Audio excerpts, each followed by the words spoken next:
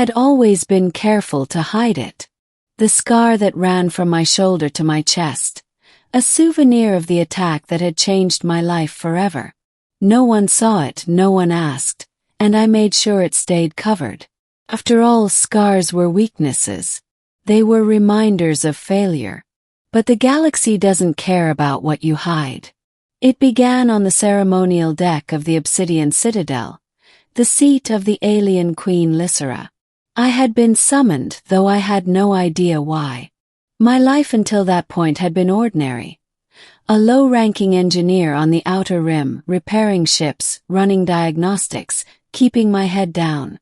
That was my world. Safe, predictable. Until her. Lysera entered the deck without announcement. Her presence was magnetic, her every step echoing authority. Her skin shimmered faintly, bioluminescent lines tracing patterns across her arms and neck.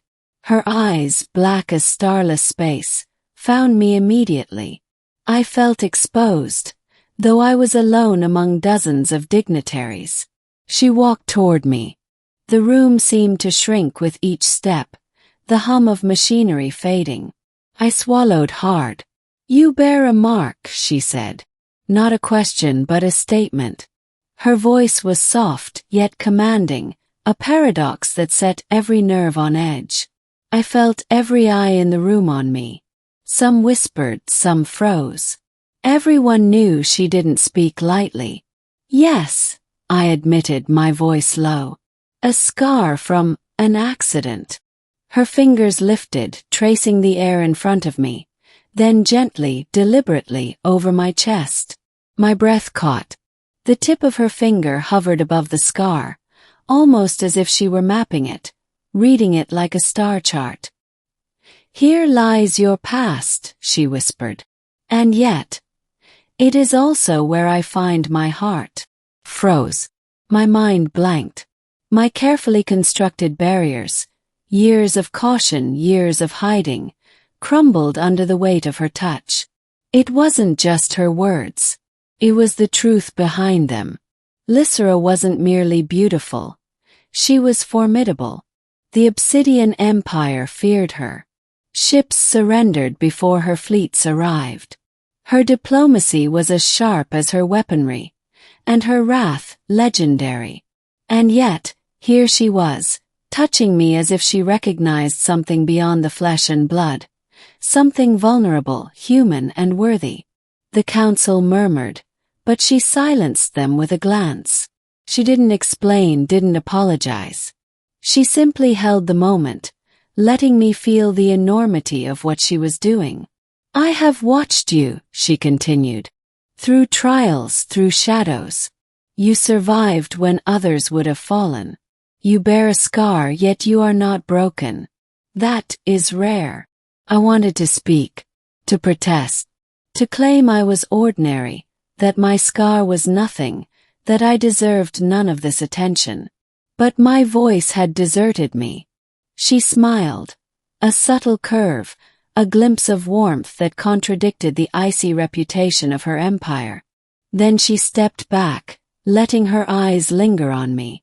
"You have something I value," she said simply. "I claim it." I didn't understand. Claim. My heart. Me. Words felt inadequate. Days passed, and the encounter replayed endlessly in my mind. I could no longer think of the Obsidian Citadel as merely a palace. It was a place where my fears, my scars, and my humanity were exposed to the galaxy. Lysera summoned me repeatedly after that night. Every time she probed, not with violence, but with questions, discussions, and unexpected kindness. She challenged me to think beyond my limits, to solve problems that no ordinary engineer could. I realized she was testing me, not for loyalty, not for obedience, but for integrity, courage, and the capacity to endure under pressure. One mission stood out. A rogue fleet threatened the northern border of her empire. Entire colonies were at risk. The council demanded immediate destruction of the fleet. Standard military procedure. Ruthless and efficient. But Lysera hesitated. "I want your input," she said, bringing me into her private command room. "Not as an advisor. As a human. Tell me what you see." I studied the fleet, analyzing its patterns and vulnerabilities. I realized a diplomatic solution could save lives without annihilation. My plan involved feints, controlled engagements, and careful negotiations. Lysera watched silently, her expression unreadable. When I finished, she didn't speak. She simply placed her hand on my shoulder. The scar touched again, light brushing over it, and nodded. The mission succeeded beyond expectations. No lives were lost, the rogue fleet surrendered, and Lysera's power expanded peacefully. The council was stunned. They whispered that the human had influenced the queen, a dangerous notion, but one they could not deny. I felt her gaze on me then, softer than before. "You are extraordinary," she said. "Not because you are human, but because you are yourself. Scars, flaws, fears, all of it. That is what I claim. That is what I have found." Weeks turned into months. My life transformed entirely. I moved into the palace, though I wasn't royal. I learned their customs, their language, and the unspoken rules of power. I had thought my scar was a mark of weakness, something to hide. But Lysera had seen it as a map of resilience, a proof that survival mattered more than perfection. We spent hours discussing strategy, the empire, and even small trivialities. She revealed stories of battles and losses, of love and betrayal. Her voice was sometimes stern, sometimes gentle, always commanding. I learned that power could be tempered with empathy, and that empathy could be a weapon as sharp as any blade. And slowly, I realized that my fear of her, the queen who could command entire fleets and destroy planets with a gesture, had transformed into something else entirely. Trust, respect, a fragile, exhilarating thing called love. The defining moment came on the 10th month of my tenure in the palace. The Obsidian Empire faced a potential civil uprising. Lysera had made her plans, but she paused to consult me. "Tell me, human," she said, her fingers brushing the scar again. "What would you do if this were your responsibility?" I outlined a plan, blending diplomacy, careful intelligence, and selective shows of force. It was audacious, risky, and relied on cooperation from factions who had long distrusted her.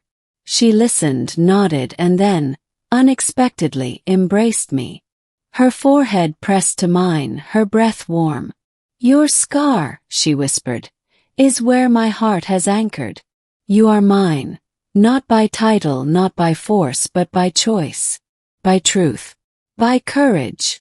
And for the first time I understood that scars were not weaknesses. They were proof of survival, of endurance, of the capacity to feel deeply. And I felt in that moment that my heart, so long guarded, was no longer my own. The uprising ended successfully. No unnecessary bloodshed. Lysera's power solidified. Nay, I was no longer merely an engineer from Coldris 9. I was a partner, a confidant, and something far more intimate.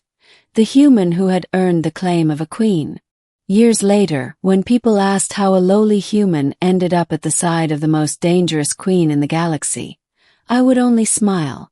I would think of the night she first touched my scar. The way she saw beyond the flesh, beyond the fear. The way she claimed something intangible, my courage, my heart, my humanity. And I would remember always that sometimes the galaxy chooses for you. And sometimes, you find that even the most powerful, fearsome beings can find their heart in a place you never expected. A scar, a human, a moment of vulnerability.